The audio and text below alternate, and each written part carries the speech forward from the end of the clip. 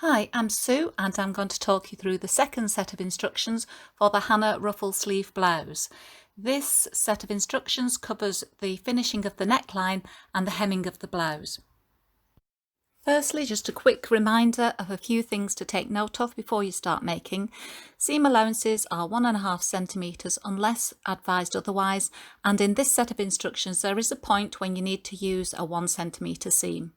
Use the magic marker where indicated and do zigzag where suggested in order to prevent your fabric from fraying.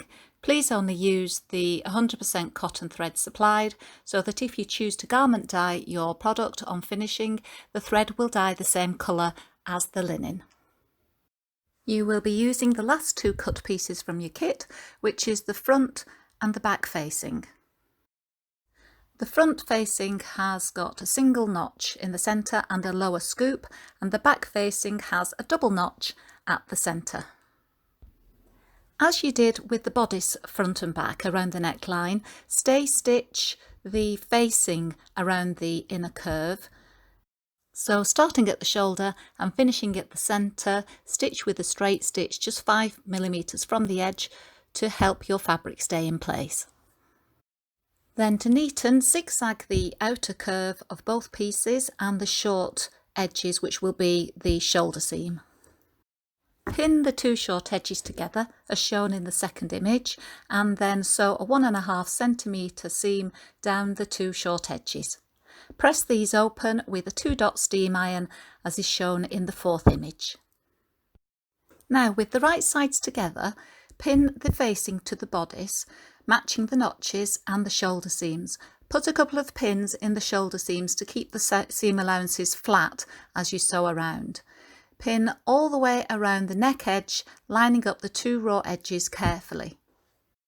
Now this is the point where you'll sew a 1 centimetre seam rather than the standard 1.5 centimetre. So starting at one of the shoulder points, sew all the way round the neck curved edge with your 1 centimetre seam. Carefully trim back the seam allowance so that you're left with approximately a 5mm seam allowance, as is shown in the fourth image. Now zigzag all the way around this raw edge to neaten it. If you've got an overlocker, then the edging and the trimming will all be done at the same time, but be careful not to cut too close to the 1 centimetre seam that you've already sewn. Making some tiny snips in the curved edge that you've just finished with the zigzag stitching will help this lie flat. Press your small seam allowance towards the facing and then on the right side understitch with a straight stitch 1mm from the seam, as can be shown in the first image.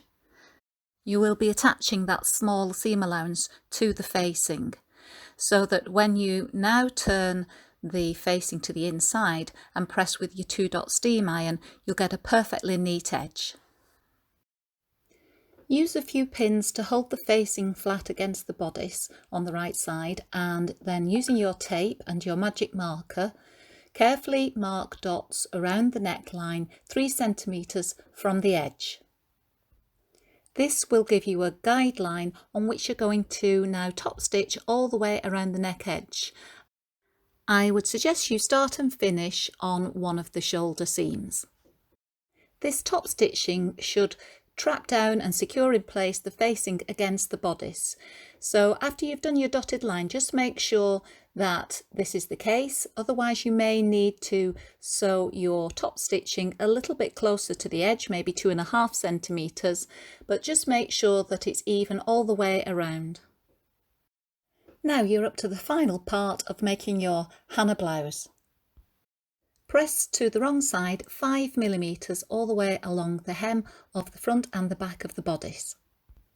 Now where the seam allowance on the side at the vent is pressed down but not sewn, turn this to the right side and sew this down right next to the 5mm hem as is shown in the third image. Turn this tiny area the right way out and press out the corner to make a sharp right angle, maybe with some closed embroidery scissors, and then press the hem down all the way along, which is now turned under twice. Repeat this process at each corner, so you'll have 4 little turned out corners and you'll be left with the 5mm hem turned in twice. This now needs stitching down close to the inner fold. On the right side, you're now going to neaten the side vents.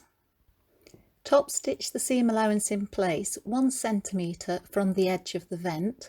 Stop your stitching just as you approach the top of the vent where the side seam starts, and then at a 45-degree angle sew in to the side seam. Back stitch this area and then sew down at a 45-degree angle to within 1 centimetre of the other side of the vent, and then sew down the other side again 1 centimetre from the edge. The fourth picture shows the inverted V that this will leave at the top of your vent. Now trim off all your loose threads when you've done this on both vents.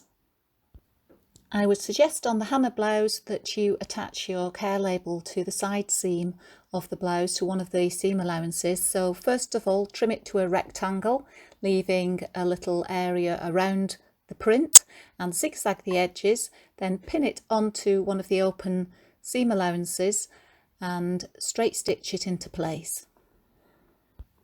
Finally, it's time to attach your designer label. So as mentioned earlier, if you want to garment dye your Hannah blouse a dark colour, you maybe want to attach your designer label after dyeing so that you can still see the print. But if you're leaving your blouse white or a pale colour, the label will dye to match your blouse, so you can attach it at this point. You can attach by either just stitching up and down the sides of the label or all the way around the label 1mm from the edge. I, on the Hannah blouse, attached the label to the centre of the back facing. And there you have it, your Hannah blouse is complete. Before you wear your blouse, please do wash it according to the care label instructions, and this will soften up the fabric, or follow your dye kit instructions at this point if you're going to garment dye or tie dye. Thank you for purchasing your Cut Couture kit. I hope you enjoyed making it, and I hope you get many years of wear and enjoyment out of your Hannah blouse.